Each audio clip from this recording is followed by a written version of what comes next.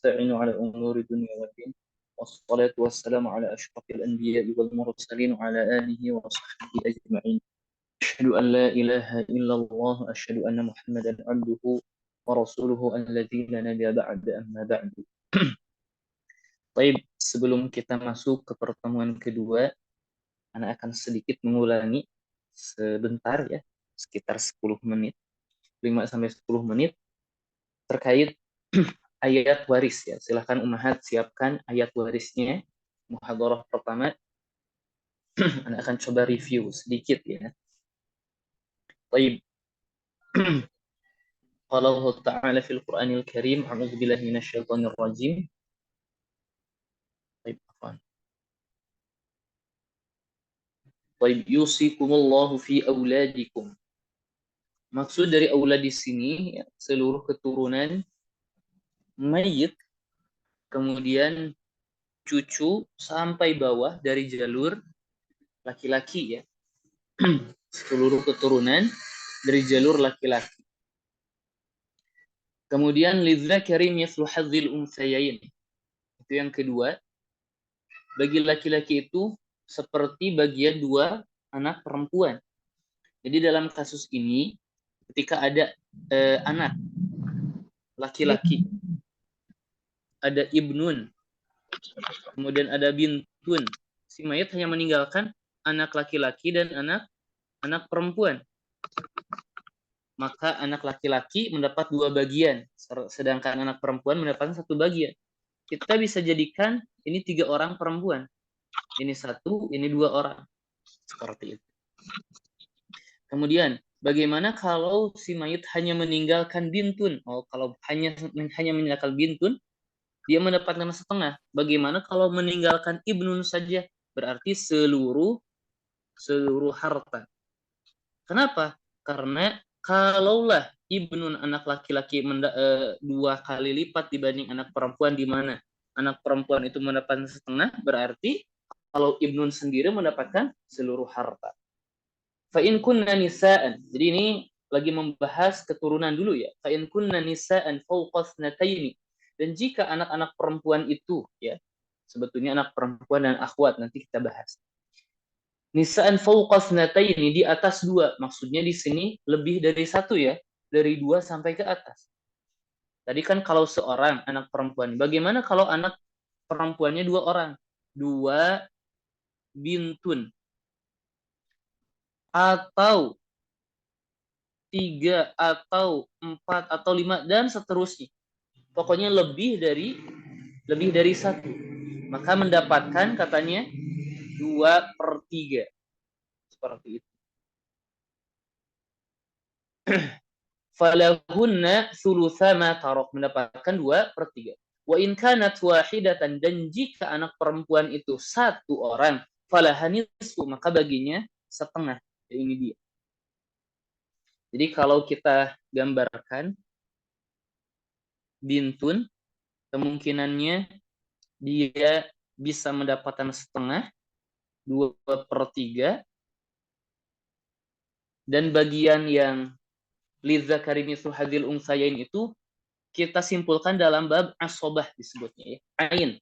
Kita akan bahas secara rinci nanti ya. Jadi kita akan mengeluarkan hukum dari ayat tersebut dulu. Yang pertama bintun.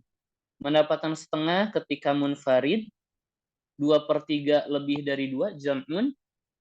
Ada asobah, ini ketika ada ibnun, gitu saja. Tidak apa-apa.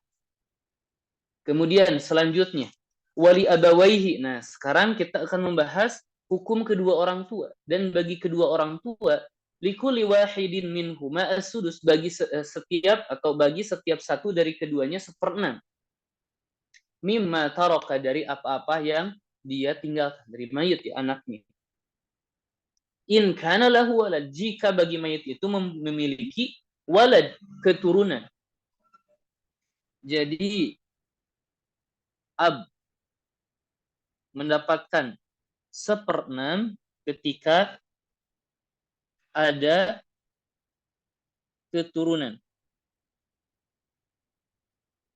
Biasa anak bilang wujudu al-far'i. Far'i itu cabang, maksudnya keturunan ya.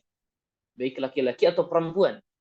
Begitu pula mendapatkan 1/6 ketika wujudul far'i, ketika ada keturunan ya.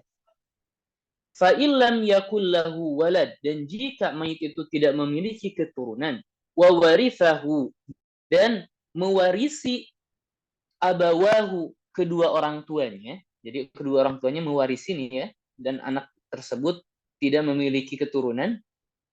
Fali ummihi thuluth, maka bagi ibunya 1/3. Ibu mendapatkan 1/3 ketika si mayat tidak memiliki keturunan. Berarti kita bilang tidak ada itu adam. Kita bilang adamul far'i. Adam itu tidak ada ya. Far'i itu keturunan. Kemudian kita bilang kan bagi kedua orang tuanya mewarisi. Kemudian kalau bagi ayah berapa? Kita bilang asobah. Kita bilang apa? Asobah. Sisa kedua orang tuanya mewarisi, bagi si ibu 1/3, berarti sisanya kemana? Ke ayah. Ini ketika adamul far'i, ketika tidak ada keturunan. Fa in kana lahu ikhwatun, dan jika si mayat itu memiliki ikhwah. Perjelas ummahatnya ikhwah di sini mutlak. Baik ikhwah itu laki-laki atau perempuan. Pokoknya saudara laki-laki atau perempuan. Dan ikhwah di sini adalah lebih dari satu.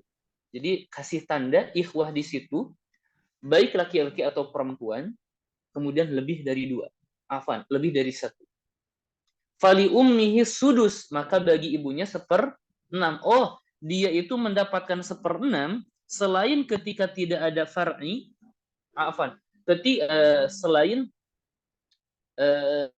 adanya far'i, dia juga jangan ada afan, terbalik ya. Ibu mendapatkan 1/6 ketika ada ikhwah. Ya. Berarti wujudu al-ikhwah. Ibu mendapatkan 1/6 ketika ada ikhwah atau ada keturunan. Kita rinci, ikhwah di sini adalah baik laki-laki atau perempuan. Yang kedua, lebih dari 1. Kalau 1 bagaimana? Ya kembali ke 1/3. Kalau tidak ada ikhwah, ya kembali ke 1/3. Min ba'di wasiyati yusi biha udain, sampai akhir. Itu tentang hukum kedua orang tua. Kemudian selanjutnya, ini hukum suami istri. Walakum nisfu ma taraka, dan bagi kalian wahai suami, setengah dari apa yang ditinggalkan azwajukum, istri-istri kalian, illam yakul lahunna walad, jika istri kalian itu tidak mempunyai anak kandung. Jadi zauj, suami, zauj itu ya, dia mendapatkan setengah ketika apa? Ada keturunan mayit. Jadi kita bilang wujudu al-far'i, keturunan ya. Fa in kana lahunna, oh afwan. Ya Allah, salah. Ketika adamu, ya Allah, tidak ada ya. Ketika tidak ada keturunan, suami mendapatkan setengah. Fa in kana lahunna waladun, dan jika si mayit memiliki anak, falakumur rubu' mimma tarakna, maka bagi kalian wahai para suami mendapatkan 1/4. 1/4 kapan? Wujudu, ketika ada al-far'i. Seperti itu. Min ba'di wasiyati yusina biha audain. Walahunna rubu'u, dan bagi mereka, maksud para perempuan yaitu zaujah, walahunna ar-rubu'u, mendapatkan 1/4. mimma taraktum, dari apa-apa yang kalian tinggalkan, illam yakul lakum walad, jika kalian tidak memiliki keturunan. Jadi istri atau zaujat ya, lebih dari mungkin dia memiliki lebih dari satu istri, dia mendapatkan seperempat kapan? Ketika adamul far'i, ketika tidak ada keturunan mayit. Fa in kana lakum walad, dan jika bagi kalian wahai para suami itu mayit sendiri, waladun memiliki keturunan, falahunna sumun, maka bagi istri-istri kalian itu asumun, 1/8. Kapan? Wujudu al-far'i, adanya keturunan. Mimma taraktu min ba'di wasiyatin tusuna biha audain. Kemudian itu zauj dan zaujah. Hukum selanjutnya, wa in kana rajulun yurathu kalalatan. Ingat, wa in kana rajulun yurathu kalalatan, dia itu mewarisi dalam keadaan kalalah, tidak memiliki aslun, orang tua dan seterusnya, kakek dan seterusnya, tidak pula memiliki far'un. Apa far'un di sini? Keturunan.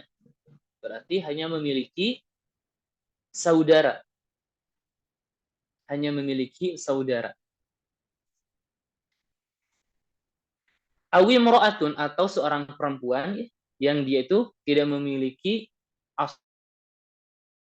aslun dan far'un, baik orang tua dan keturunan. Walahu akhun au ukhtun, dan baginya saudara laki-laki atau saudari perempuan. Ingat ummahat, tulis di sini ya, akhun au ukhtun di sini saudara atau saudari seibu, dan tidak ada bedanya baik laki-laki atau perempuan. Jadi kita bilang akhun atau ukhtun lium, seibu. Falikuli wahidin minhuma sudus, maka dia setiap dari satu dari keduanya mendapatkan 1/6.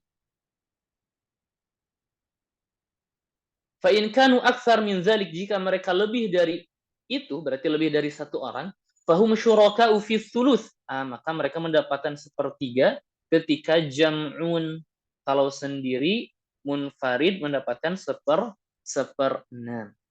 Kapan? Sebetulnya ini syaratnya itu, kalau boleh kita rinci ya, syaratnya itu tidak ada aslun. Aslun itu ibu, ayah, kakek, nenek, seterusnya. Tapi aslunnya di sini zukuron.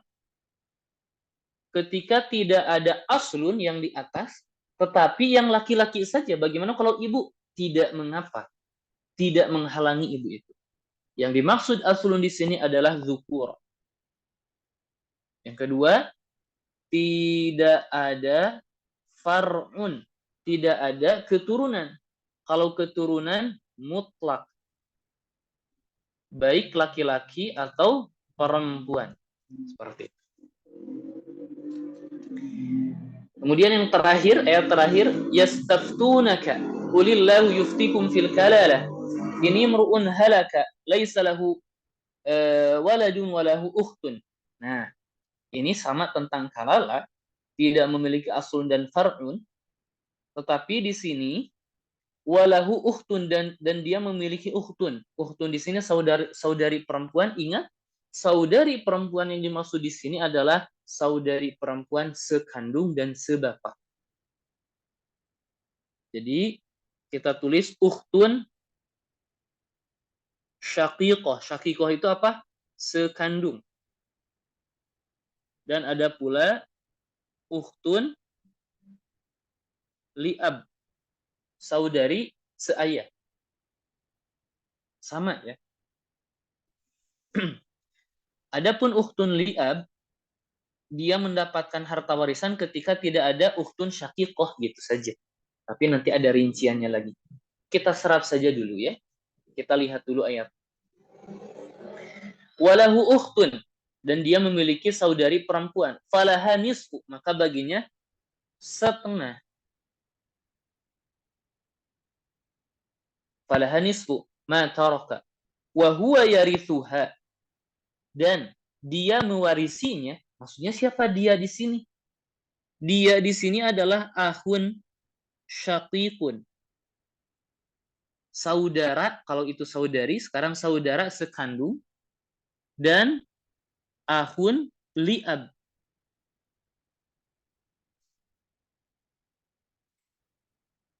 saudara sebapak. Wa huwa yarisuha, dan dia mewarisinya. Maksudnya di sini adalah asobah. Apa maksudnya? Kita terima saja dulu, nanti kita bahas secara rinci. Itu disebut asobah. Fa in kanata itsnataini, ya, fa in kanata itsnataini, maka jika saudari perempuan itu, baik seayah atau sekandung, ada dua orang. Jadi setengah itu ketika munfarid, dan 2/3 itu ketika jam'un, lebih dari satu. Falahuma ats-tsulutsani mimma taraka, maka bagi mereka 2/3 mimma taraka. Wa in kanu ikhwatar rijala wa nisaan falidzakari mithlu hadzil untsayain. Maka jika yang disisakan itu jam'un, banyak orang, dari atau saudara-saudara, baik laki-laki atau perempuan, seibu atau seayah, maka bagi laki-laki 2 bagian dibanding 2, atau dibanding bagian perempuan.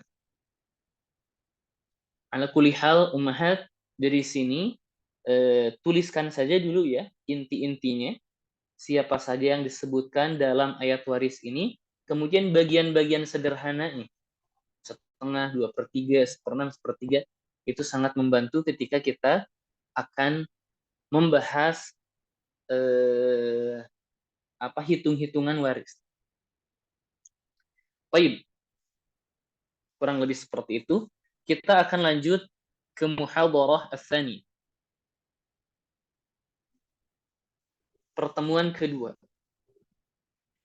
Nizamul irsi fil Islam, aturan waris dalam Islam. Jadi ini sebagai muqaddimah bagi kita ya, ketika seseorang meninggal itu tidak langsung dibagikan hartanya. Ada hal-hal yang perlu dan penting kita ketahui ya sebelum pembagian warisan itu tersebut. Yang pertama di sini kita akan membahas ya pengantaran istilah dalam ilmu waris. Jadi ada beberapa kaidah sebagai pengantar kita ketika membagi, dan beberapa istilah yang mesti kita kuasai supaya tidak bingung ya, supaya tidak bingung. Definisi waris, hak-hak yang berkaitan dengan harta waris. Jadi harta waris itu ada hak-hak yang harus ditunaikan sebelum dibagi, gitu ya. Kemudian urutan ahli waris. Ternyata ahli waris itu tidak sama derajatnya. Mana saja yang harus didahulukan. Kemudian setelah diberikan untuk kelompok pertama, ada kelompok kedua, kelompok ketiga, sampai akhir. Ya. Kemudian macam-macam bentuk waris.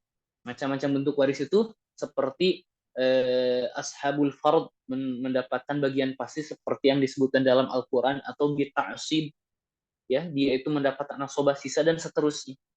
Sebab dan rukun waris, kemudian syaratnya. Sebab, rukun, syarat tentang waris. Ini penting umhat ya, penting. Kalau tidak dapat dipenuhi ya tidak bisa dilaksanakan waris. Ya. Kemudian ada penghalang waris. Ternyata ada yang menghalangi seseorang mendapatkan warisan apa saja. Kemudian yang terakhir adalah ahli waris dari kalangan laki-laki dan perempuan. Siapa saja sih ahli waris itu? Itu di akhir. Baik. Kita akan baca ya pengantaran istilah dalam ilmu waris. Syariat Islam, Ana nggak perlu baca saja ya, biar lebih mengefektifkan waktu. Ana tidak baca semua. Kita langsung saja definisi waris. Lafaz an-niras, waris, ya. Di sini definisinya intiqalu syai'i, berpindahnya sesuatu. Min syakhsin, dari seseorang, ila syakhsin, kepada seseorang yang lain. Au min qaumin ila qaumin, atau dari satu kaum kepada kaum yang lain. Jadi berpindahnya sesuatu dari seseorang kepada seseorang yang lain, atau dari kaum dari dari satu kaum kepada kaum yang lain. Intiqalu syai' sesuatu di sini lafaznya umum ya ummahat. Di hal ini lebih umum, lebih lebih umum, bukan hanya sekedar harta. Jadi berpindahnya sesuatu ini bukan hanya sekedar harta ya. Tentu kita bisa harta, tentu ya. Bisa harta, kemudian kekuasaan, kemudian kemuliaan kadang-kadang ya. Atau bahkan ilmu sekalipun bisa merupakan warisan. Kenapa ilmu bisa disebut kita warisan ya? Sebagaimana sabda Nabi Shallallahu Alaihi Wasallam, al ulama'u, para ulama itu warasatul anbiya, mereka adalah pewaris para nabi. Wa annal anbiya lam yuwarrithu dirhaman wala dinar. Sesungguhnya para nabi itu tidak mewarisi dirham dan dinar. Wa innama warrathul ilma, dan sesungguhnya para nabi itu mewariskan ilmu. Ya, faman akhadhahu, barang siapa yang mengambil ilmu itu, akhadha bihadzin wafirin, tentu dia telah mengambil bagian yang banyak. Di sini ternyata para nabi mewariskan kepada kita para ulama, para ulama apa? Ilmu, ya, ilmu. Itu dia definisi waris. Jadi berpindahnya sesuatu lafadznya umum kepada generasi selanjutnya, atau dari seseorang kepada seseorang yang lain ya. Kemudian adapun secara istilah definisi waris adalah huwa ilmun, dia adalah bidang ilmu atau disiplin ilmu, yu'rafu bihi, untuk mengetahui dengan ilmu itu apa? Man yarisu. Man yarisu. Siapa yang mewarisi. Biasa kita sebut ahlul waris atau ahlu al-warasah. Waman la yaris, dan orang yang bukan ahli waris, hanya sebatas kerabat. Wa miqdaru, dan bagian bagi setiap ahli waris. Kalau ini bagian. Jadi ahli waris yang bukan ahli waris, kemudian bagian bagi bagian bagi orang yang mewarisi atau ahli waris. 3 hal ya. Kemudian ada istilah lain ya umahat. Ada istilah yang namanya at-tarikah. At-tarikatu. Tarikah itu dari taroka, meninggalkan ya. Maksudnya tarikah itu kullu ma yatrukuhu asy-syakhsu ba'da wafatihi. Ini ada istilah, nanti kalau ana bilang tarikah atau ada istilah tarikah, yang dimaksud adalah ini. Setiap ma yatruku syakhsu, sesuatu yang ditinggalkan seseorang, ba'da wafatihi, setelah dia wafat. Maksud Anda seperti ini, bukan sekedar harta ya. Anda lebih menegaskan bukan sekedar harta. Bahkan hutang sekalipun itu mereka merupakan sesuatu yang ditinggalkan oleh mayit. Bahkan hutang sekalipun itu adalah peninggalan mayit yang harus ditunaikan. Baik hutang yang berkaitan dengan harta mayit, seperti ketika mayit itu menggadaikan sesuatu, berarti hutangnya berkaitan dengan harta mayit, atau berkaitan dengan jaminan diri sendiri. Ketika dia meminjam, jaminannya apa ya? Diri sendiri ya. Tidak ada jaminan sebetulnya. Diri sendiri, kepercayaan. Tetap itu juga masuk ke dalam tarikah. Jadi warisan itu kadang-kadang ya mewariskan hutang, dan itu wajib dan harus ditunaikan dari harta si mayit. Ya. Kemudian yang kedua, hak-hak yang berkaitan dengan harta waris. Jadi ketika seseorang meninggal, itu tidak langsung dibagi warisan. Ini warisan langsung dibagi, enggak. Harta waris atau harta yang ditinggalkan atau apapun yang ditinggalkan oleh mayit, itu ada beberapa hal yang harus ditunaikan. Yang pertama, tajhizul mayyit wa takfinuhu. Jadi menyiapkan dan mengkafani mayit. Tajhizul mayyit. Segala sesuatu ya. Misal maksudnya seperti ini, Kalau dalam penguburan itu memerlukan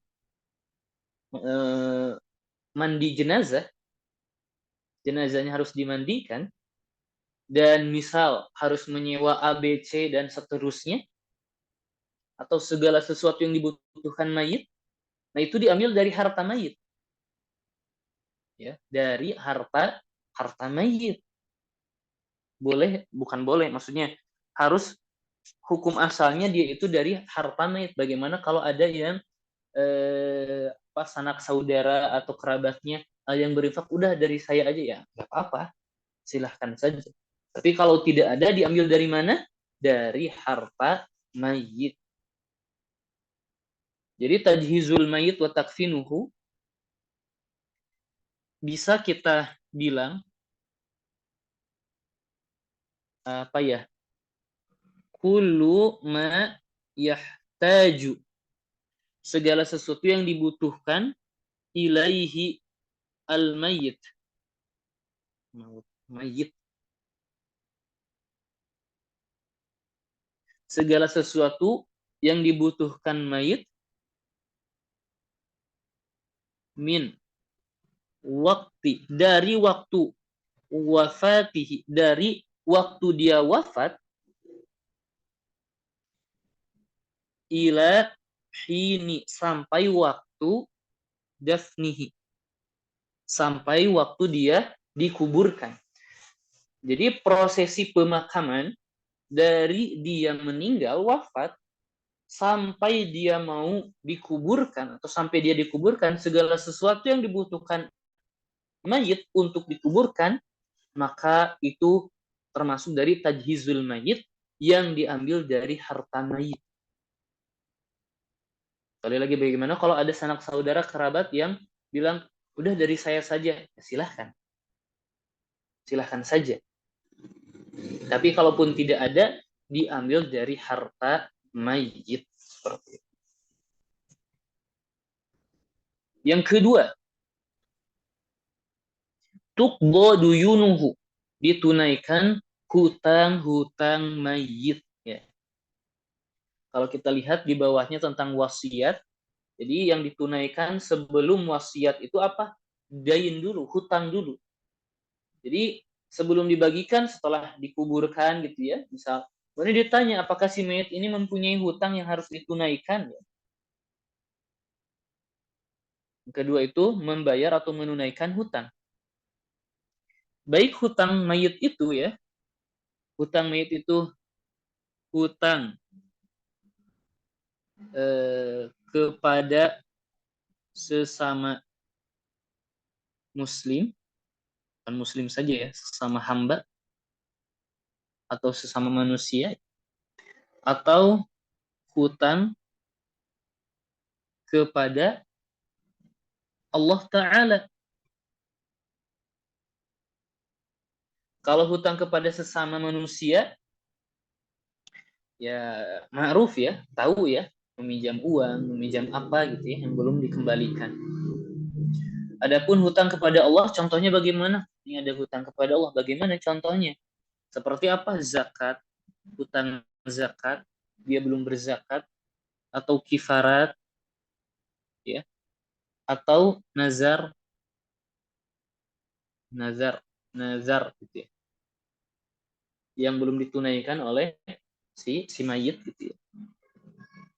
Tunaikan, ini belum berzakat ternyata nih, diambil dari harta. Nah, para ulama berselisih mana yang harus didahulukan. Harus didahulukan. Ada yang hutang kepada Allah terlebih dahulu, ada hutang kepada sesama manusia terlebih dahulu. Itu hutang. Jadi ditanya dulu nih, bahaya nih hutang nih.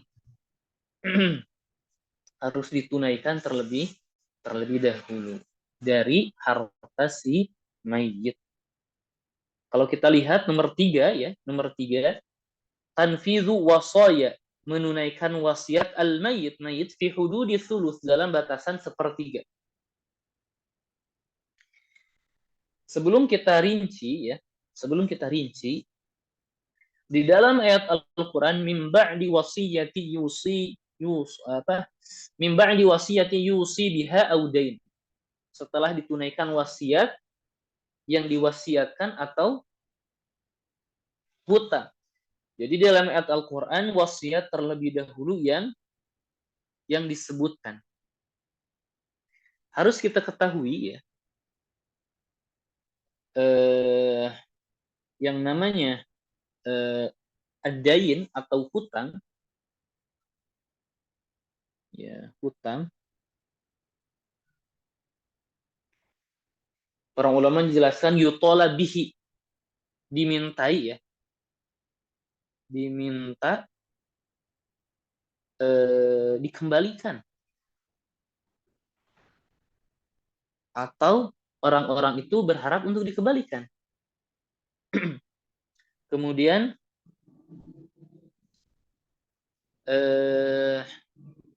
berkaitan dengan mayit. Maksudnya berkaitan dengan mayit bagaimana? Yang namanya hutang yang memegang penuh sebab apa ya? Yang memegang penuh tanggung jawabnya itu mayit. Sekali lagi, berkaitan dengan mayit itu yang memegang tanggung jawabnya itu mayit sebelum dan sesudah dia meninggal. Sesudah dia meninggal, siapa yang mengemban tanggung jawab untuk ditunaikan? Sebetulnya tetap mayit. Jadi mayit itu akan tentu dihisab ya, dihisabnya akan dimudahkan tentu kalau tidak ada hutang. Kalau hutangnya masih ada, wah bahaya. Jadi berkaitan dengan mayit, maksudnya seperti bahasa ulamanya muta'alikun fi dhimmatil mayit. Kemudian yang namanya wasiat,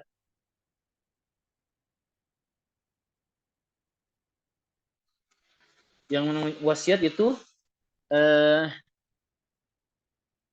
infak utuh.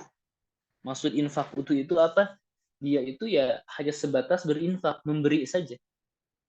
Jadi tidak ada tuntutan untuk dikeluarkan. Tentu tidak ada orang yang menuntut. Kalau adain harus diminta dikembalikan atau dituntut untuk dikembalikan. Kemudian yang kedua, wasiat itu berkaitan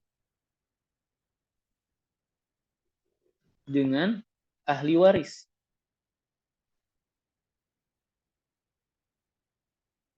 Kenapa? Karena harta yang ditinggalkan mayit itu kan untuk ahli waris. Nah, ternyata dari harta untuk ahli waris itu harus dikeluarkan untuk wasiat. Maksudnya bagaimana? Ini adalah salah satu hikmah, ya. Hikmah dari dain didahulukan dibanding wasiat, berkaitan dengan mayit itu sendiri nanti di akhirat, ya. Kemudian akan dimintai pertanggungjawaban di dunia bahkan di akhirat nanti. Berbeda hanya wasiat wasiat itu hanya infak utuh saja bagi mayit. Ketika si mayit mendapatkan harta lebih, dia akan memberikan wasiat itu. Kalau dia memiliki hutang, mana dulu? Dia memberi atau membayar dulu kewajibannya? Membayar dulu kewajibannya. Seperti itu. Kemudian di sini menunaikan wasiat mayit dalam batas sepertiga harta. Jadi wasiat yang ditunaikan, yang harus dan mesti ditunaikan itu jangan lebih dari sepertiga. Jadi kalau si mayit mewasiatkan 1/6 dari harta masih boleh, sepertiga masih boleh ya. Kalau lebih dari sepertiga, nah itu yang tidak boleh ditunaikan ya. Tetapi sebetulnya boleh ditunaikan asal dengan ridho ahli waris. Jadi kita bilang kalau lebih dari sepertiga, kalau lebih dari sepertiga, maka tidak ditunaikan kecuali dengan seizin ahli waris. Misal, si mayit itu ternyata mewasiatkan setengah dari harta. Setengah dari harta. Itu kan lebih dari sepertiga. Maka yang sepertiganya harus ditunaikan, sisanya tidak wajib, tidak mesti ya. Tetapi kalau semua ahli waris ridho, nggak apa-apa setengahnya saja, wah itu berarti silahkan wariskan saja atau wasiatkan saja, berikan saja. Jadi ini berdasarkan hadis Nabi Shallallahu Alaihi Wasallam ya, ketika salah seorang sahabat ingin mewasiatkan sepertiga, as-sulus was-sulusu katsir, sepertiga itu banyak. Innaka antadharu warathataka, kata Nabi, as-sulus was-sulusu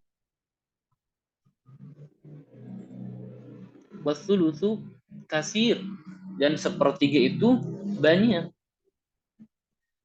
Innaka, sesungguhnya kamu, antadhara, meninggalkan, warathataka, ahli warismu, aghnia, dalam keadaan kaya, khairun, lebih baik, min antadharahum, lebih baik dibanding kamu meninggalkan mereka alatan, dalam keadaan miskin, yatakaffafuna nas. Takaffafa itu dari kata kaf, telapak tangan, maksudnya meminta dengan telapak tangan. Dia meminta.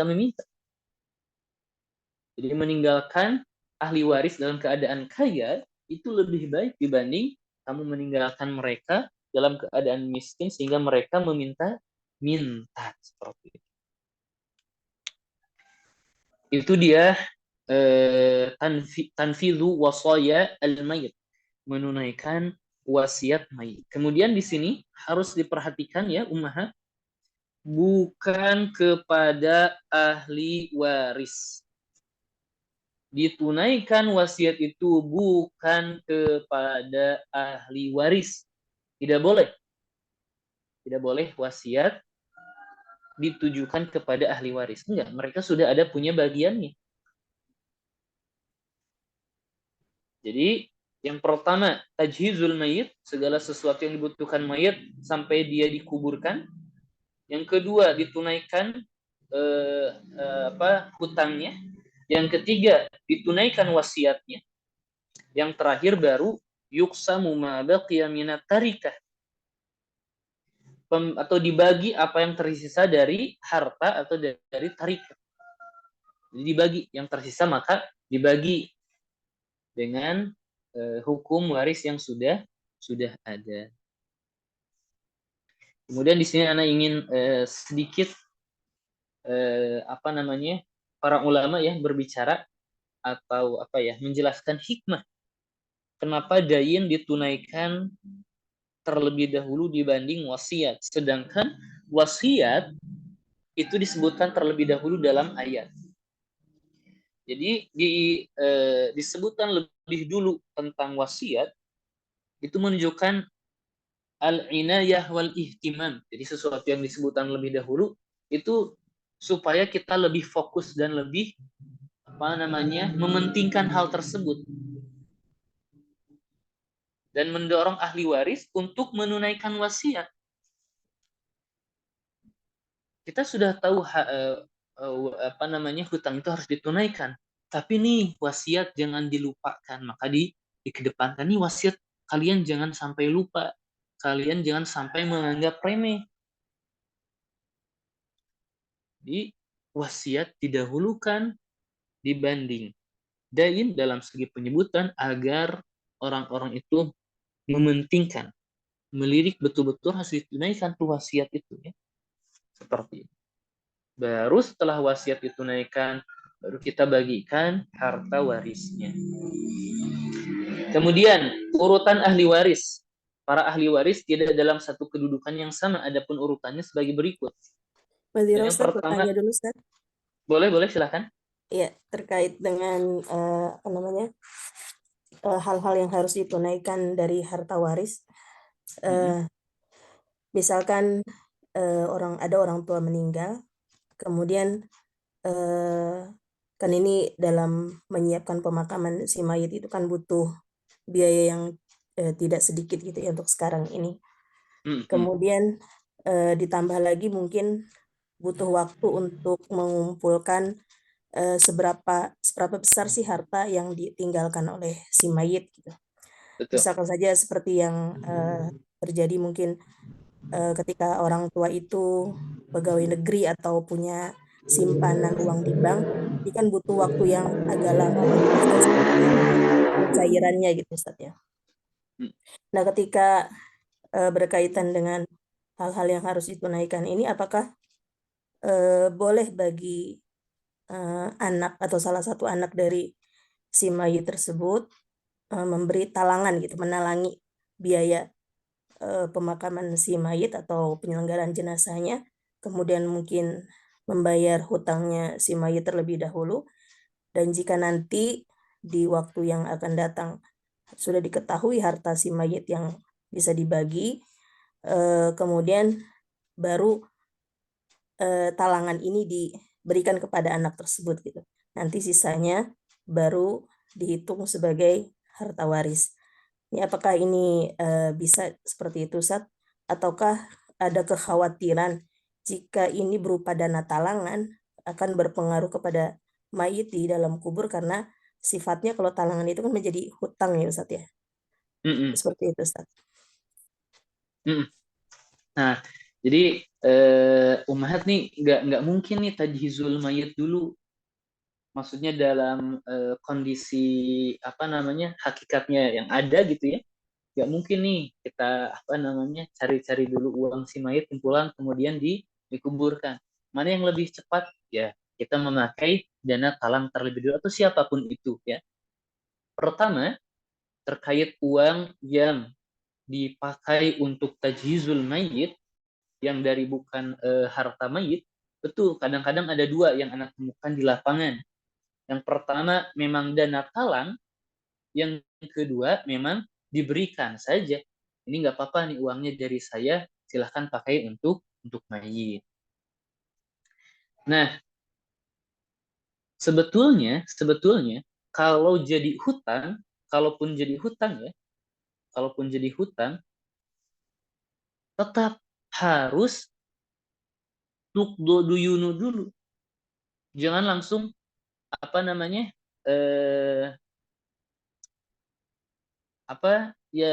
kalau jadi hutang ya nanti sebelum dibagi harus ditunaikan dulu nih. Udah ada anak-anak misal ternyata bekas pemakaman tuh ditalangi oleh tetangga atau oleh siapa, ya sebelum dibagi harus dikasih dulu ke tetangga atau siapa yang menalangi itu. Dana talang itu harus dibayarkan terlebih dahulu. Itu sudah menjadi hutang bagi si mayit. Itu kewajiban dari dari harta si mayit. Gitu. Bahkan ummahat ya, bagaimana nih hutangnya lebih besar dibanding harta. Hutangnya lebih besar dibanding harta. Nah, itu sebetulnya nanti hisabnya nanti ada di akhirat tentu ya. Tapi baiknya kepada sanak saudara, kerabat, anaknya, orang tua, atau ya, terutama anak-anak atau beberapa kerabat yang mampu, kasihlah untuk mayat ini apa namanya infak sebagai bentuk meringankan hisabnya kelak di akhirat. Bayangkan dia di akhirat nanti atau ketika dikuburkan sampai hisab nanti belum ditunaikan hutangnya, kasihan. Jadi tunaikan hutangnya terlebih dahulu. Ya, kalau ada yang ketiga dan keempat yaitu bakalan gugur. Kalau hartanya sudah habis di nomor 1, nomor 2, nomor 3, nomor 4. Kalau nomor 2, kalau nomor 1 sudah habis, nah itu duyun itu berarti nih sebetulnya hak dan kewajiban mayit, cuman kan nggak mungkin dia bekerja, bagaimana menunaikan hutang. Jadi hendaknya para kerabatnya membantu menginfakkan sebagian hartanya untuk mayit. Jadi ummahat ustazah, kalau terkait dana talang itu tajhizul mayit nggak apa-apa, betul, kondisional saja, karena tidak mungkin ya segera untuk mencari-cari harta mayit, pakai saja dulu yang ada, tetapi itu harus diberikan atau dibayar sebelum dibagi waris. Sebelum dibagi waris, masuknya ke duyun saja. Masuknya ke duyun. Seperti itu. Kalau tidak ada yang menginfakkan. Apa begitu Ustazah pertanyaannya atau Iya gimana? Ustaz. Iya Ustaz. Baik. Satu lagi boleh Ustaz? Boleh silahkan. Terkait dengan kalalah, bisa nggak orang yang sebatang kara betul-betul tidak punya siapa lagi, tidak ada orang tua, tidak ada saudara, ini masuk dalam kategori kalalah Ustaz? Oh betul, bisa kita bilang kalalah ya. Ya kalalah kalau diterjemah umhat melihat kalalah ya orang yang sebatang kara. Nanti ada marotibnya. Bagaimana Oh, kalau betul-betul sebatang kara, dia betul-betul tidak punya kerabat sama sekali gitu. Tahu-tahu misal ya, kalau di kita misal ada anak ditemukan di jalan mungkin ya. Kita nggak tahu nih nasabnya, orang tuanya siapa sih, nggak tahu kan ya. Ini bagaimana? Nanti ada urutan. Kita akan sedikit bahas. kemudian terkait dengan misalkan si kalalah ini yang betul-betul tadi sebatang kara ini meninggalkan harta waris gitu, kemudian dia meninggal dan meninggalkan harta waris, apakah hartanya ini diklaim oleh negara atau bagaimana Ustaz dalam tinjauan Nah, Islam? di sini ada nah di sini urutan ahli waris. Jadi sebetulnya pertama apakah ada ashabul furud? Ashabul furud seperti anak, ayah, ibu ya. Apakah ada asobah? Asobah anak laki-laki, ayah, paman dan seterusnya. Kemudian apakah rod? Rod itu ya dikembalikan kepada ashabul furud, nanti kita akan bahas juga ya. Kalau ada kemudian ada zawil arham nggak? Ada kerabat-kerabat nggak yang tidak termasuk kepada ahli waris tapi masuk ke dalam kerabat? Kalau masih tidak ada, kita kembalikan kepada suami istri. Apakah ada suami atau istri? Kalau tidak ada, apakah dia asobah sababi? Asobah sababi itu apakah dia seorang hamba sahaya? Kemudian ada seseorang yang memerdekakannya? Maka kepada seseorang yang memerdekakannya itu kita kasihkan kepada dia. Kalau tidak ada, harta warisan itu boleh diwasiatkan. Misalkan diwasiatkan kepada siapa nih? Ternyata diwasiatkan kepada seseorang, bahkan lebih pun boleh. Kalau tidak ada, kepada baitul mal. Betul. Jadi ini urutan-urutannya. Jadi dia tidak punya sanak saudara atau tidak punya siapapun. Kepada siapa nih? Zawil arham. Punya enggak? Kalau dia sudah beristri ya berarti kepada istri gitu. Kalau ada suami ya kita kepada suami. Kalau tidak ada, apakah punya wasiat? Kalau tidak ada, kembali ke Baitul Mal gitu ya. Seperti itu. Bagaimana Ustazah? Ada lagi? Iya, cuman aplikasinya sekarang Baitul Mal itu ke mana ya Ustaz ya? Betul, betul. Nah itu yang menjadi PR kita. Baitul Malnya Hmm. kemana? Ya karena masing-masing mungkin ada lembaga yang mengklaim dia punya Baitul Mal gitu ya. Nah itu yang menjadi PR-nya. Itu yang memerlukan kajian khususnya. Yang anak sendiri pun belum bisa menjawabnya. Oh, Atau mungkin mau ada dikasih kepada ustadz yang membagi nggak apa-apa gitu ya. atau ada mungkin ada tinjauan atau bahasan di apa namanya sisi hukum yang lain seperti hukum perdata gitu mungkin Ustaz ya. Mungkin ya betul ya ada hukum sendiri mungkin ya di Indonesia yang anak Allah alam belum tahu anak belum tahu. Nanti insya Allah kita cari ya. PR berarti buat ustazah dan semuanya. Ya Ya. Ustaz, jazakumullah khairan Ustaz. Jazakumullah khairan katsiran. Kita bahas urutan ahli waris ya. Ada yang namanya ashabul furud, umat ya, ashabul furud. Ashabul furud itu adalah mereka ahli waris yang mendapatkan bagian pasti. Bagian pasti itu apakah setengah, seperempat, seperdelapan, yang sudah disebutkan di dalam Al-Quran. Fa in kunna nisaan fawqa thnataini falahunna thulutsa, maka bagi anak-anak perempuan jika lebih dari dua atau dua lebih, maka bagi mereka 2/3. Nah itu anak perempuan itu berarti ashabul furud. Kemudian ada asobah nasabiyah. Asobah nasabiyah itu dia mendapatkan asobah tetapi disebabkan oleh nasab. Oleh nasab apa? Anak, cucu laki-laki dari anak laki-laki, ayah, seperti halnya seperti itu. Nanti kita akan bahas siapa saja ashabul furud, siapa saja asobah nasabiyah gitu ya. Jadi mereka adalah ahli waris yang mengambil harta yang tersisa setelah ashabul furud. Jadi pertama harta warisan itu dibagikan kepada ashabul furud yang sudah ditetapkan bagiannya dalam Al-Qur'an. Kalau masih ada yang tersisa, kita bagikan kepada asobah, nasabiyah. Kalau ada yang tersisa, kita rod. Apa rod itu? Kembalikan kepada ashabul furud kembali. Kita bagikan kembali kepada ashabul furud sesuai dengan kadar bagiannya. Tetapi selain pasangan suami istri ya, kita kembalikan lagi Pak kepada ashabul furud. Ternyata masih tidak ada, masih tersisa. Maka kita berikan kepada zawil arham. Zawil arham itu adalah kerabat mayit yang bukan termasuk kepada ashabul furud dan asobah. Siapa saja. Berarti cucu, baik laki-laki atau perempuan, cucu tersebut dari anak perempuan. Itu kan tidak termasuk. Kita bilang keturunan dari jalur laki-laki. Kalau dari jalur perempuan, maksudnya kepada zawil arham. Ketika tidak ada ashabul furud, tidak ada asobah, tidak ada rod. Kalau masih tidak ada, kita kembalikan rod kembali ke rod kita kembalikan kepada suami atau istri.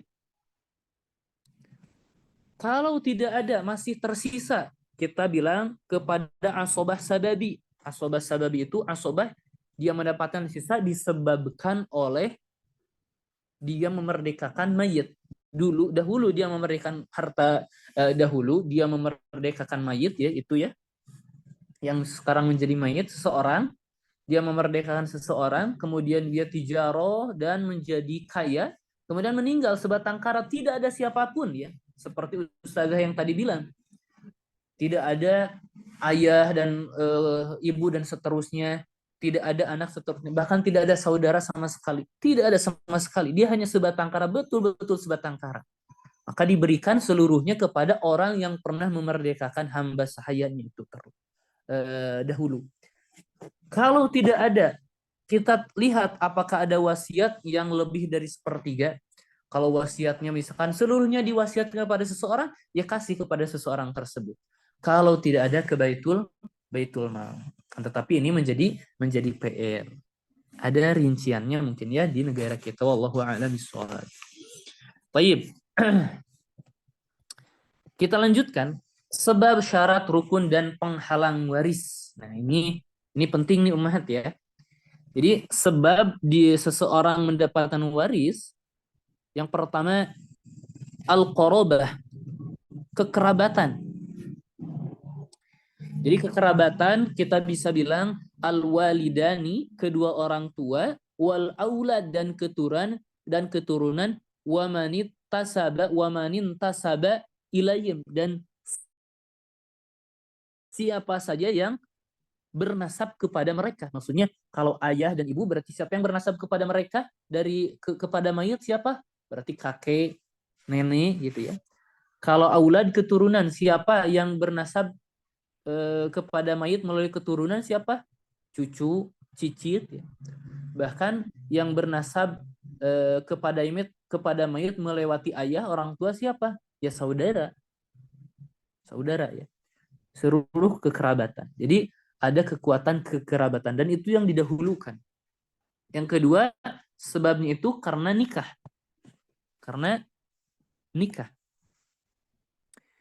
Jadi akan ada seseorang menikah dengan A, menikah dengan B. Tentu si B ini bukan kerabat, tentu ya. Adalah orang lain. Nah, karena ada ikatan pernikahan, maka orang lain tersebut masuk ke dalam lingkungan ahli waris karena nikah. Dan dalam nikah ini dan sebab waris ini, ana beberapa kali mendapati kasus seperti ini. Si A meninggal.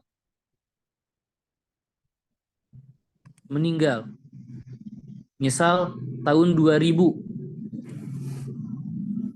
Meninggalkan istri, anak, dan lain-lain. Maksudnya meninggalkan apa? Meninggalkan ahli waris ya. Kita fokuskan kepada istri ya. Kemudian istri tersebut menikah dengan si F tahun 2002. Dari tahun 2000 bahkan sekarang misal 2023 harta belum dibagikan.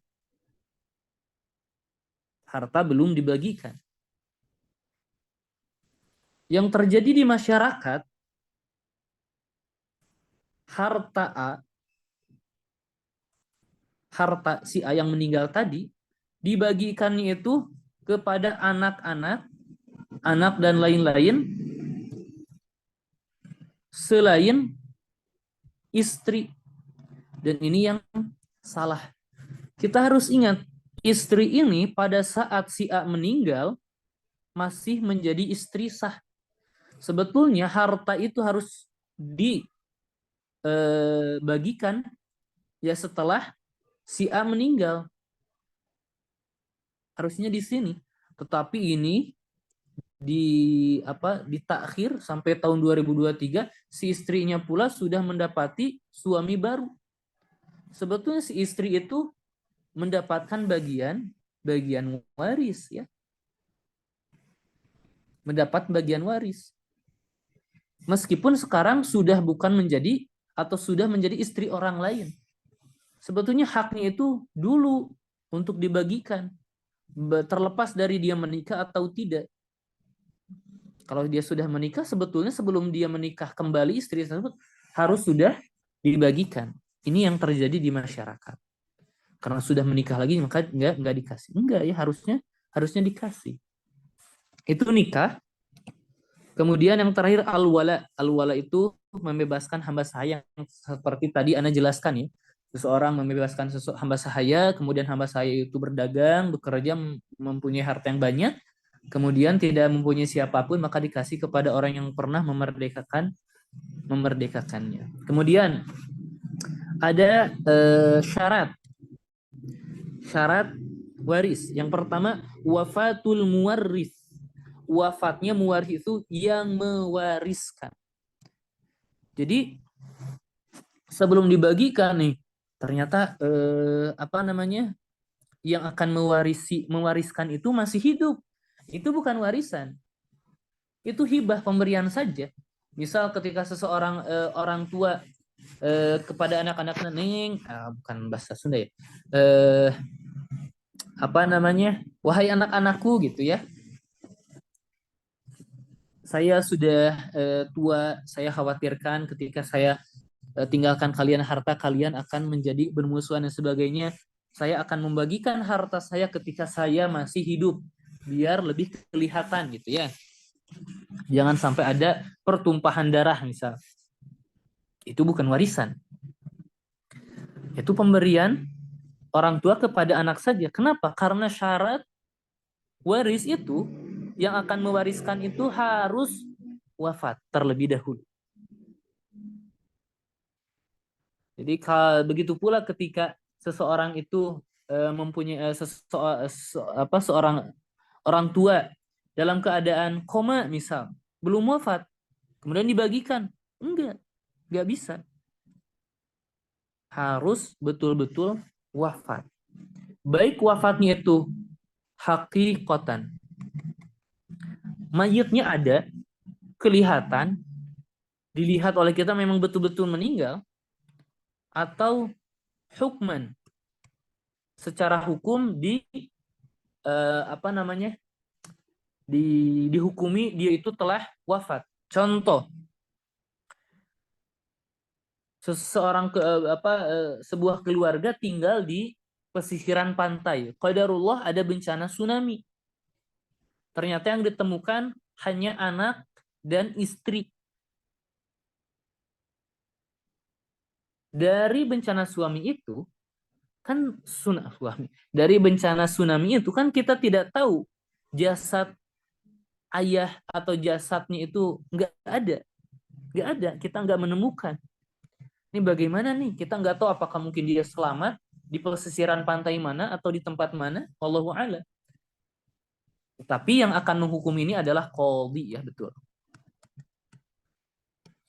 Qadhi. Ya, secara manusiawi pun ya kalau tidak ada mungkin dia terseret arus atau kebawa kemana dan sebagainya, tertimbun dan sebagainya, itu bisa dihukumi wafat secara hukman. Qadhi. Nah, pertanyaannya siapa yang harus menyimpulkan ini? Atau ada yang bisa tsunami, kemudian bisa reruntuhan, ada gempa misalnya gitu ya. Kemudian terbelah tanah, ada yang masuk dan sebagainya. Itu kan kita tidak tahu jasadnya apakah dia masih hidup atau tidak. Atau kebakaran, ya, kebakaran tidak tahu, tidak ada jasad. Tapi ya seperti itu, kalau sudah dapat diyakini baik jasadnya tidak ada, tapi yakin nih pasti sudah wafat, ya bisa dihukumi betul-betul dia itu wafat. Yang kedua, hayatul waris, ahli warisnya masih hidup, masih hidup. Maka dalam hal ini penting itu seperti ini umat. Ketika dalam mobil seorang ayah dan seorang anak naik mobil, kemudian terkena tabrakan. Terkena tabrakan. Ternyata dua-duanya masih hidup dalam keadaan koma. Pas dibawa ke rumah sakit, di perjalanan, ternyata si ayah meninggal. Tentu si anak yang koma itu mendapatkan atau termasuk kepada ahli waris. Itu termasuk kepada ahli waris ya. Ternyata pas sampai rumah sakit si anak juga meninggal. Maka si anak yang wafat akhir tersebut masukkan ke dalam ahli waris. Ya. Setelah dibagikan, si anak tersebut memiliki harta dibagikan lagi gitu.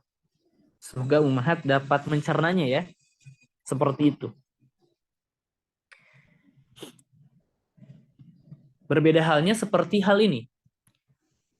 Ketika seseorang, sebuah keluarga ya, di pesisiran pantai terkena tsunami dan tidak tahu nih, semuanya jasadnya ada. Tidak tahu siapa yang meninggal terlebih dahulu, siapakah yang meninggal akhir.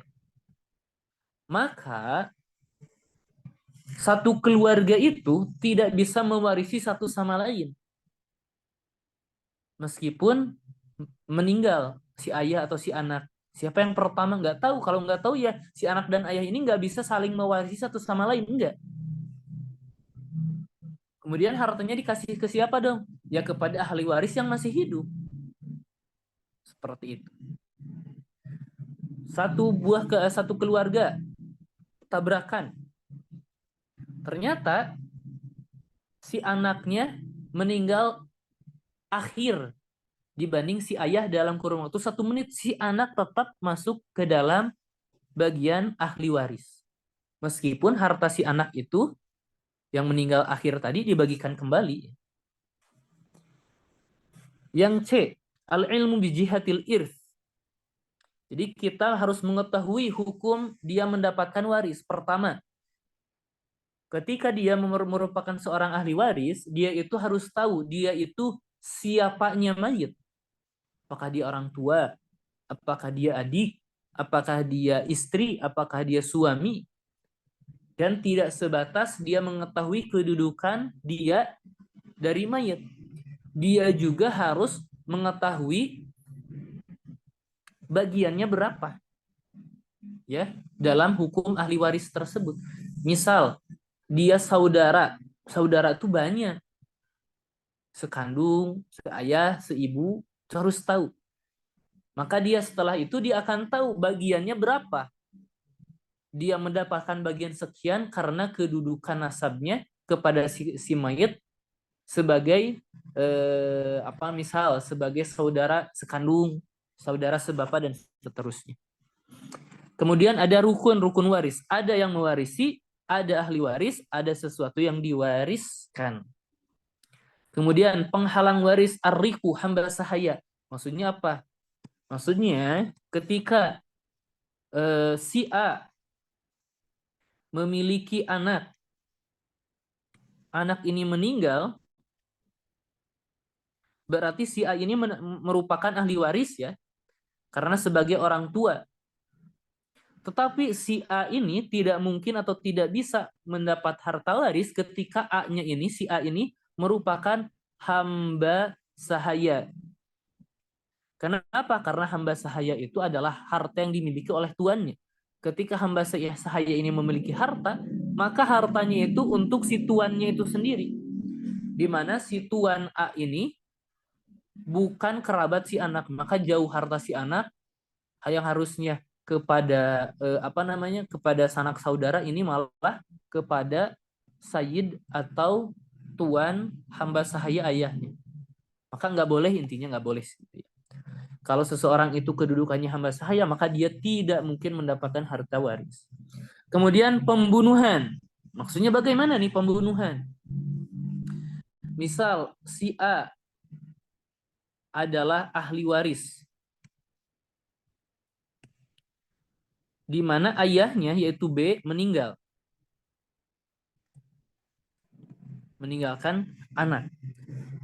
Ternyata sebab si ayah meninggalnya itu dibunuh oleh si A. Maka si A ini tidak ada waris ya. Karena dia membunuh orang yang akan memberinya warisan.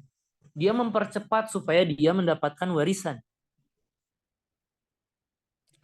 Bagaimana? Dan bukan yang dimaksud dengan pembunuhan di sini, misal si A ini seorang pembunuh berdarah dingin, misalnya membunuh orang-orang. Kemudian ayahnya meninggal, tetapi meninggalnya bukan disebabkan oleh si A, ya tetap mendapatkan waris. Bukan berarti dia seorang pembunuh atau pernah membunuh, itu betul-betul menghalangi dia mendapatkan waris? Enggak. Yang menghalangi mendapatkan waris itu ketika si A itu membunuh si B untuk mempercepat mendapatkan waris. Kemudian yang C, ikhtilafuddin, berbeda agama. Berbeda agama. Si A ini seorang muslim. Si B ini seorang kafir. Maka si A tidak mungkin mendapatkan warisan si B. Atau sebaliknya, si A ini kafir dan si B ini muslim. Maka si A ini tidak mungkin mendapatkan waris. Dia berdasarkan hadis Nabi SAW ya, muttafaqun alaih, la yarithul muslimul kafira walal kafirul muslima, tidak mewariskan seorang muslim kepada seorang kafir dan begitu pula seorang kafir kepada seorang muslim, atau tidak menerima warisan seorang muslim dari kafir dan tidak pula kafir dari seorang muslim. Itu 4 mazhab berpendapat seperti itu. Adapun yang berpendapat bahwa kalau yang akan mendapatkan warisannya itu seorang muslim dari seorang kafir, kita harus ambil seperti itu. Ada yang berpendapat seperti itu. Tapi 4 mazhab mereka sepakat bahwa ketika berbeda agama tidak mungkin saling mewarisi satu sama lain. Harta, bagaimana kalau harta seorang kafir itu diambil dari hal yang haram dan sebagainya gitu ya. Dan seterusnya. Itu penghalang waris. Ustadz, yang terakhir, boleh silahkan. Ustadz, halo. Ya. Halo. Saya boleh bertanya, Ustadz? Boleh silahkan. Ya. Mengenai hamba sahaya atau yang berstatus budak atau penghalang waris di sini ya, Ustadz ya. Nah, di dalam hamba sahaya atau yang memiliki status budak, apabila dia memiliki anak dengan tuanya, maka status anaknya ini bagaimana, Ustadz? Ya, itu saja, Ustadz, untuk apakah di anak ini akan mendapatkan waris apa tidak. Jazakumullah khair. Mendapatkan waris dari siapa, Jadi kalau jadi begini, Ustadz, kan biasanya hamba sahaya ataupun status budak ini itu kadang tuanya menyukainya. Dalam hal ini ya digauli seperti istri gitu, Ustadz. Ya kan, Ustadz, kalau zaman dulunya ya. Lalu dari hubungan berarti antara tua, hamba sahayanya perempuan berarti ya? Iya, perempuan. Nah, ketika mereka menikah, nah saya pasti tahu nih, menikah atau memiliki anak otomatis akan memiliki keturunan. Nah, otomatis apakah anak dari hasil mereka mendapatkan warisan? Walaupun saya juga paham, Ustaz, karena pernikahan ini memang salah satunya adalah pernikahan itu membuat seseorang yang berstatus budak jadi merdeka kan ya, Ustaz ya. Kalau di dalam ya, jadi maka saya mau bertanya, apakah juga sama haknya dengan anak-anak yang lain begitu? Baik. Pertanyaannya seperti ini, berarti apakah, jadi gini ya, Ana tulis kembali. Ini tuan laki-laki plus budak perempuan. Nah, ya. Anak. Nah, anak apakah mendapatkan warisan ketika yang meninggal ini ya? Ya, betul. Pertanyaannya, si anak apakah masih menjadi budak atau sebetulnya dia bukan menjadi budak? Kembali ke situ dulu ya, Ustadz ya. Jadi anak ini apakah seorang budak atau bukan? Apakah karena ibunya budak, dia anak ini menjadi budak? Atau dia menerima kebebasan karena ayahnya adalah seorang yang itu anak yang merdeka, dan budak ini menjadi orang yang merdeka pula karena telah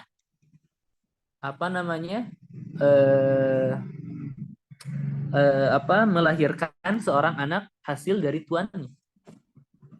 Jadi si anak ini mendapatkan warisan kalau dia bukan budak ya, kalau bukan hamba sahaya. Jadi yang menghalangi seseorang mendapatkan waris kapan? Ketika seseorang itu merupakan hamba sahaya. Baik orang tuanya siapapun itu, kalau selama dia merupakan hamba sahaya, dia terhalang dalam mendapatkan waris. Kalau orang yang merdeka, maka dia mendapatkan harta waris. Seperti itu. Lalu Ustadz Nyun Sewu, kalau seandainya kan kita tahu tentang pernikahan ya Ustadz ya, misalnya tuan laki-laki dan seorang perempuan yang hamba sahaya itu menikah, apakah si hamba sahaya ini tidak terbebaskan otomatis dengan adanya pernikahan yang memiliki makna pernikahan salah satunya adalah membebaskan seseorang atau memerdekakan seseorang dari hamba sahaya menjadi seseorang yang merdeka, Ustadz. Begitu. Ana rada agak bingung ya. Tapi pertama, jadi waktu saya mendapatkan pertanyaan ini, saya juga melihat dulu tentang salah satu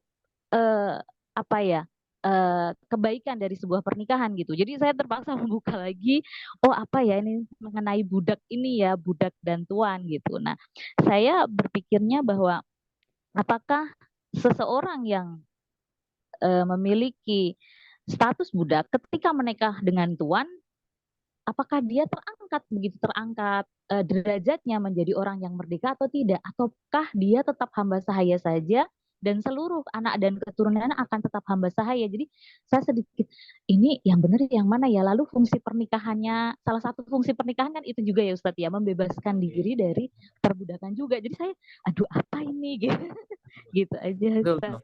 Nanti mohon dibantu, mungkin lain kali sambil kita lihat ya Ustadz ya. Baik, berarti pertanyaannya betul begini berarti ya. Apakah seorang hamba sahaya budak perempuan ketika dinikahi tuannya menjadi orang yang hur secara otomatis atau merdeka? Kemudian pertanyaan kedua, ketika hamba sahaya perempuan ini dinikahi oleh tuannya dan menghasilkan anak, apakah seluruh keturunan budak ini dan tuannya masuk ke ranah orang merdeka atau ke ranah budak? Nah, jawabannya betul. Ana belum tahu. Baik, ya. Jadi sama Ustadz. Jadi saya juga mendapat pertanyaan ini, qadarullah saya buka lagi ya, gitu. Dalam artian, masya Allah gitu, harus dicari gini. Karena kan memang banyak pertanyaan yang mengenai waris ini, Ustadz gitu. Salah satunya ini ya harus saya buka lagi. Begitu. Betul. Baik Ustadz, saya menunggu ya. Sama-sama.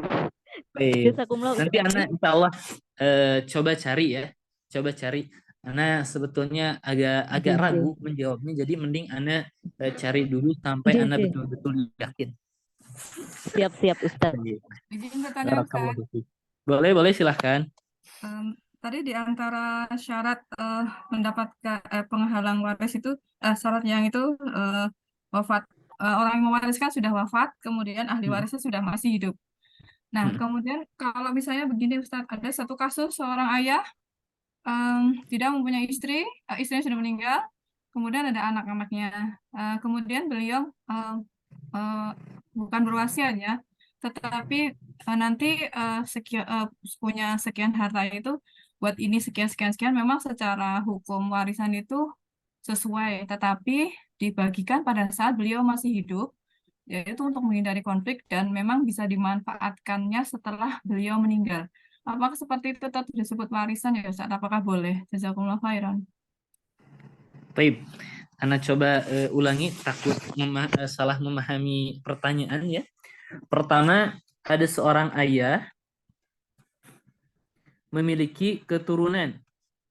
Ya, anak.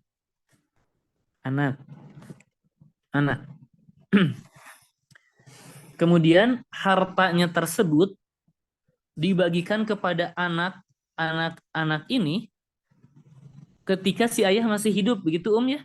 Nggih, Ustaz. Baik. Kemudian pembagian sesuai takaran atau takaran waris yang ada. Betul seperti itu ya ya? Iya, Ustaz. Baik. Pertanyaannya, apakah pembagian ini termasuk dalam kategori ranah waris? Jawabannya bukan. Selama si ayah masih hidup, apa yang diberikan kepada anak-anaknya murni hibah, pemberian. Murni pemberian. Baik berapapun itu bagiannya, itu murni hibah. Ya.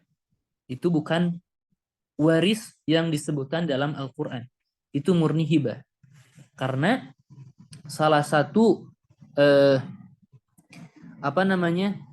syarat warisnya, ya, syarat waris mewaris tidak terpenuhi. Ketika syarat itu tidak terpenuhi, ya tidak ada waris. Seperti itu. Seperti itu. Walaupun pemanfaatannya nanti kalau sudah meninggal gitu, Ustaz. Pemanfaatan bagaimana maksudnya? Jadi misalnya seorang ayah mempunyai harta 100 juta misalnya. Nah, ini boleh dipakai setelah saya mati, tapi pembagiannya begini gitu, Ustaz. Kalau diberikannya sebelum dia meninggal atau sesudah dia meninggal, diberikannya ini menjadi hak kamu. Iya, tetapi itu berupa misalnya bukan berupa uang tapi aset gitu, Ustaz. Aset ini untuk ini, aset ini untuk ini, aset ini untuk ini, tapi boleh dimanfaatkan setelah si ayah meninggal. Jadi pemberiannya itu terikat gitu ya? Iya, Ustaz. Jadi saya akan berikan ini ketika saya wafat, gitu ya? Iya, Ustaz. Baik. Pertanyaannya, apakah ini termasuk ke dalam wasiat? Kira-kira? Warisan. Menurut beliau itu Wasiat. warisan, Ustaz. Jadi misal kalau wasiat nggak boleh ummahat ya. Maksudnya wasiat kepada ahli waris itu tidak boleh. Misal saya memiliki tiga anak. Saya mewasiatkan untuk anak perempuan terakhir saya wasiatkan baginya setengah. Itu nggak boleh dan nggak bisa ditunaikan. Wasiat untuk ahli waris itu tidak boleh. Nah, kalau dalam kasus tersebut, jadi pemberiannya berkaitan dengan nanti kamu boleh mempergunakan ini ketika saya sudah meninggal, gitu mungkin ya ya? Ya, Ustaz. Nah, mungkin Ana akan coba dalami kembali ya. Ustaz, maaf saya boleh bantu sedikit? Boleh. Ya, jadi begini, kan kita kembali lagi kepada waris, yaitu diberikan setelah si mayit atau maurus itu meninggal ya Ustadz ya. Maksudnya si mayit itu sudah ada mayitnya begitu. Kenapa yang tadi Ustadz sempat bilang bahwa ini disebut hibah. Lalu Ibu mengatakan bahwa nanti dibaginya itu ketika bapak tersebut sudah meninggal gitu ya. Tapi karena aturan kembali, maka kita tidak akan tahu Ustadz. Menurut saya, ketika bapak itu meninggal, apakah yang terjadi selama periode sebelum bapak meninggal itu? Siapa yang belum meninggal? Ya, bapak itu belum meninggal, bisa jadi yang meninggal juga belum tentu bapaknya, belum tentu hal tersebut, sehingga kita tetap tidak boleh dianggap itu sebagai warisan, tapi hibah karena dilakukan di saat bapak itu meninggal, di saat bapak itu hidup. Maksudnya begitu. Jadi ketika bapak meninggal dengan aturan begini-begini boleh disaksikan oleh anak dan cucunya boleh. Namun ketika bapak itu meninggal belum tentu jumlah hartanya akan sama nantinya. Jumlah waris ataupun ahli warisnya akan sama nantinya. Sehingga perlakuan tersebut boleh hanya sebagai bantuan di awal. Tapi kalau nanti ketika bapak betul-betul meninggal, kita hitung kembali. Karena belum tentu jumlah ahli warisnya sama, bahkan bisa-bisa ada cucu baru nih, gitu. Ataupun ada anak dari si ahli waris meninggal laki-laki, tiba-tiba cucunya ataupun siapa begitu. Wallahu alam bisawab, Ustadz. Nah, betul. Jadi yang ditekankan tadi bahwa kita tidak tahu siapa yang akan meninggal duluan, betul. Jadi memang kalau selama masih hidup pembagian tersebut itu murni hibah. Kemudian kalau disebut wasiat itu tidak bisa. Tidak bisa. Yang anak akan perdalam anak maksud tadi bahwa ketika bagaimana nih ketika betul-betul terjadi. Tapi betul, kalau selama dia masih hidup, ayahnya, kemudian untuk kamu ABC kalau diberikannya pada saat itu juga itu hibah. Tapi kalau nanti ketika saya meninggal, ya itu wasiat. Itu wasiat. Mungkin betul, Masya Allah, bantuannya, jawabannya juga mumtaz. Masya Allah, syukran jazilan Mungkin jawaban yang dapatkan mungkin dari anak dan yang tadi membantu seperti itu, betul sekali. Selama belum meninggal yang akan memberikan waris itu termasuk pada hibah. Kemudian kalau diakhirkan ketika saya wafat itu berarti wasiat, seperti itu. Gitu. Dan wasiat itu tidak boleh dibagikan kepada ahli waris, seperti itu. Afwan Ustaz, boleh bertanya? Boleh, silahkan. Tadi kan yang berhubungan dengan hibah ya Ustadz. Apakah ketika ayahnya masih hidup, hibah itu ada persentasenya atau bebas? Misalnya karena punya 3 anak, mau ngasih mobil satu-satu, misalnya kalau nggak rumah satu-satu misalnya. Apakah ada ketentuan itu Ustadz yang 1/3? Oh iya, nggak ada. Kalau hibah bebas saja. Ini Mas mau kasih kepada Ustadz di tetangga silahkan. Mau ngasih kepada siapapun berapapun itu bebas. Karena itu memang harta si ayah tersebut mau dipakai kepada siapapun silahkan. Asal jangan sampai terjadi dalam kasus seperti ini. Misal saya tuh sudah sekarat misalkan. Kemudian ingin memadorotkan pasangan, saya talak kamu sekarang juga gitu. Supaya apa? Supaya tidak mendapatkan warisan, nggak bisa. Itu nggak boleh seperti itu. Jadi kalau hibah ya bebas, ya seperti halnya pemberian biasa, memberikan kepada siapapun, bahkan anak sendiri pun ya silahkan. Mau setengah, mau seluruh harta juga silahkan. Seperti itu. Ada lagi silahkan. Ada Ustadz, Afwan. Mangga silahkan. Oh ya, Bismillah. Ustadz, ini saya mau tanya, kan kalau orang tua meninggal itu ya waris ya. Bagaimana terputus-putus Oh coba. iya, orang tua sebelum meninggal, kalau sudah jelas Ustadz? Ya jelas silahkan. Meninggalkan wasiat, anaknya ada 4. Bilangnya sih katanya bagi rata laki-laki dan perempuan, dan itu nggak berlaku ya Ustadz ya. Dan juga ada menurut saya untuk hartanya nanti dibuatkan masjid di sini, menyumbang untuk masjid ini, dan memang hartanya itu banyak. Kalau kita lihat dari yang ada 4 orang anak dibagi rata itu semuanya, memang berarti kan sudah lebih dari 1/3 ya Ustadz ya. 1/4 gitu ya. Iya, kalau menurut kayak gitu kan berarti udah lebih dari 1/3. Nah, ada wasiat yang lain lagi untuk dibangunkan masjid, untuk ngasih ke kakak-kakaknya, saudara-saudaranya, bahkan para pekerja-pekerjanya juga seperti itu. Dan ternyata di salah satu anak itu ada anak yang di luar nasab, Ustadz.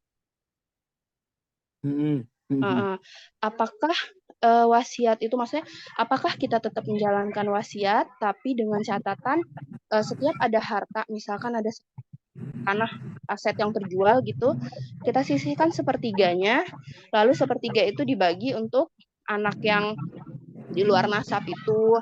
Kan katanya pesannya disuruh kasih uang juga kan ya Ustadz ya, dari apa namanya, dikasih bagian juga gitu yang di luar nasab itu, sama untuk para pekerjanya, saudara-saudaranya, atau ada infak rutin yang biasa beliau lakukan gitu. Apakah boleh seperti itu Ustadz? Baik. 2/3-nya tetap untuk ahli warisnya, yang 3 orang anak itu, dan sepertiganya untuk wasiat-wasiat lainnya dan termasuk sama anak yang di luar nasabnya. Baik. Untuk yang pertama, seseorang meninggal kemudian meninggalkan keturunan dibagi rata. Itu dari satu hal itu saja sudah nggak bisa ya. Dari satu hal itu saja sudah nggak bisa dibagi rata. Ya. Kemudian yang kedua, bisa tidak dibagi rata? Pertanyaannya, ada dalam bab waris namanya bab tasoluh. Bisa saja dibagi rata ketika seluruh ahli waris tersebut sepakat untuk dibagi rata dan seluruh ahli waris tersebut tahu bagian sebenarnya dalam hukum Islam berapa.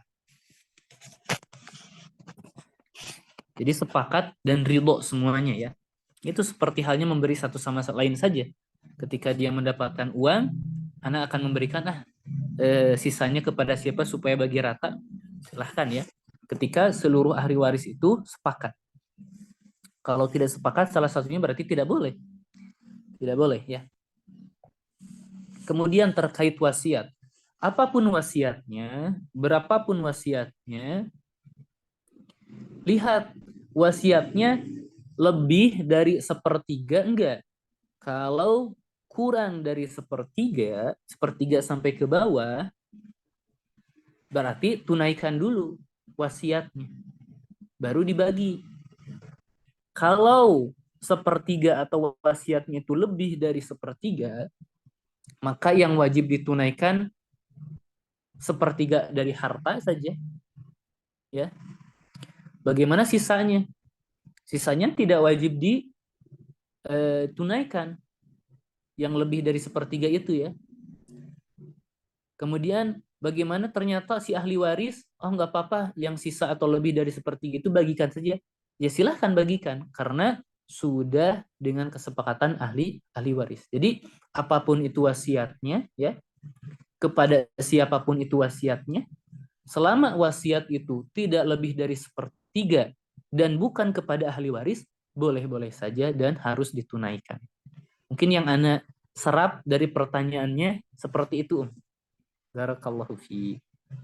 Jadi bisa ya gitu Ustadz ya, dari kasus itu, oh ya udah, jadi apa namanya, si anak yang bukan nasab ini pun bisa dapat dari yang sepertiga.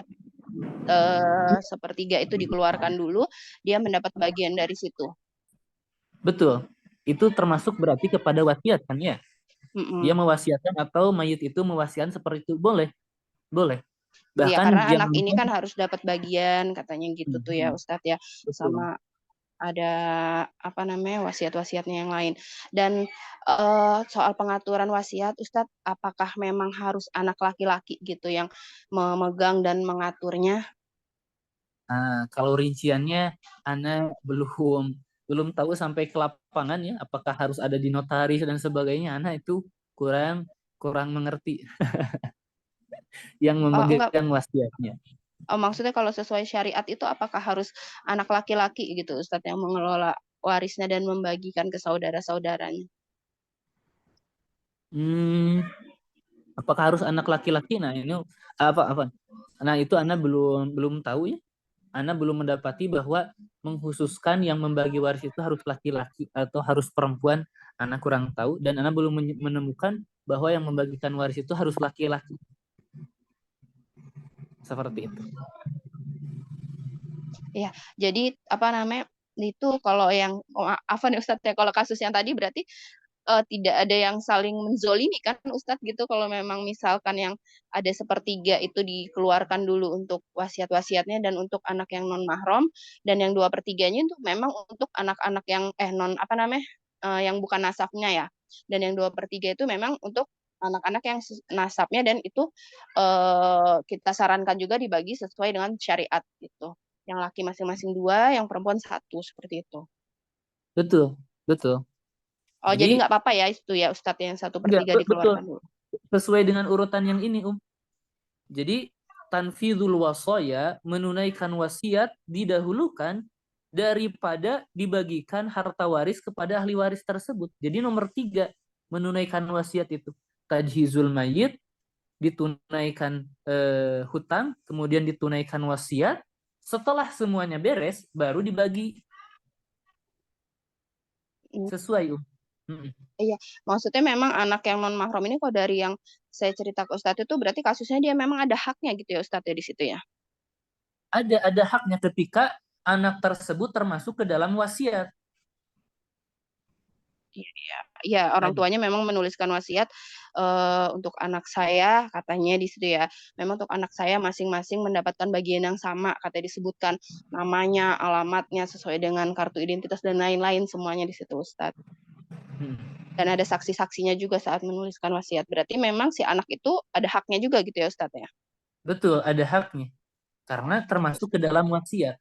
Dan ya didahulukan dulu, ditunaikan dulu wasiatnya. Kemudian yang tersisa dibagi kepada ahli waris. Seperti itu. Nama Ustadz, syukran Ustadz. Afwan. Silahkan, ada lagi? Ternyata waris lumayan ya. Bikin muter-muter. Ya, boleh. Ya. Bismillah.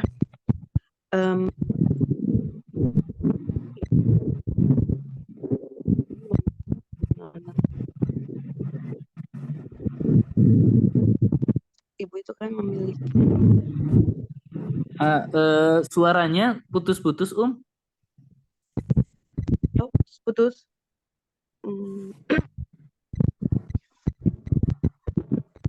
Jadi ibu itu kan punya tanah ya Ustadz.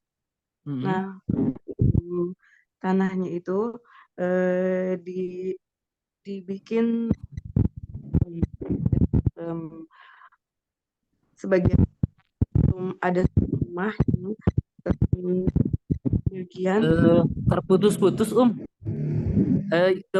suara Ana jelas Mahan? Jelas Ustaz. Jelas insyaallah. Takut takut sinyal Ana yang jelek. Coba bagaimana? Iya, jadi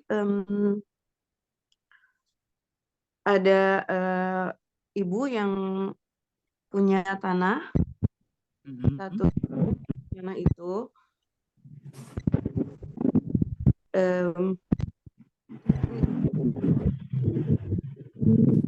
nah yang satu itu kemudian anaknya, salah satu anaknya yang si A misalnya gitu kan, tapi hanya sebagian. Nah, ketika masih hidup, si ibunya itu pesan. Coba Afan, ulangi Afan. Udah jelas sekarang, coba. Oh, udah jelas. Jadi ada seorang ibu, suaminya sudah meninggal, punya anak 7. Ketika ibu masih hidup, kan punya tanah, sebidang tanahnya itu dibikin beberapa rumah, dan salah satu rumah itu dibikinnya dari sebagian harta dari salah satu anaknya, misalnya si A ya. Nah, Jadi pas ibu masih hidup itu pesan kepada si B dan cucunya, misalnya si C gitu, pesan kepada si B, satu rumah itu jangan diganggu, jangan diusik-usik, itu punyanya si A gitu. Karena ketika dibangunkan rumah itu, sebagian itu memakai hartanya si A gitu. Nah,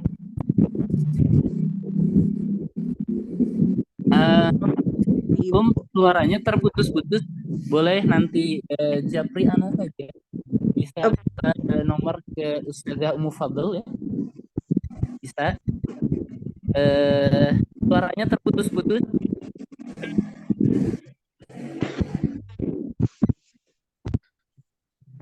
Baik. Nanti kalau yang mau bertanya kembali ya, Afwan, nanti bisa Japri Anas saja. Suaranya terputus-putus. Kemudian Ummahat yang masih belum mengerti materi untuk hari ini bisa ditanyakan langsung ya, bisa Japri Anda. Kalau Anda bisa dan Anda tahu, Anda coba menjawabnya. Kalau tidak, Anda belum kuasai atau Anda tidak tahu, Anda mohon maaf, mungkin Anda bilang tidak tahu saja. Jadi silahkan yang terakhir, ahli waris dari kalangan laki-laki dan perempuan bisa Ummahat baca ya, baca sampai nomor 10 al-mu'tiqah, yaitu perempuan yang memerdekakan hamba saya. Insya Allah sudah Ana buatkan bagian siapa saja yang masuk kepada ahli waris, kemudian bagian-bagian, kemudian syarat-syaratnya dan seterusnya. Baik, karena akan maghrib, jadi mungkin kita cukupkan dulu untuk sesi kedua ini. Silahkan Ummahat yang masih mempunyai pertanyaan-pertanyaan bisa tanyakan langsung ke Ana, kemudian atau menunggu pekan depan untuk ditanyakan terkait materi yang telah kita bahas dan belum dimengerti seperti itu.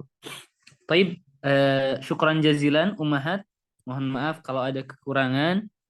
Kita cukupkan untuk sore hari ini. Naktafi bihadzal qadar wallahu a'lam bissawab. Subhanakallahumma bihamdik asyhadu an la ilaha illa anta astaghfiruka wa atubu ilaik. Wassalamualaikum warahmatullahi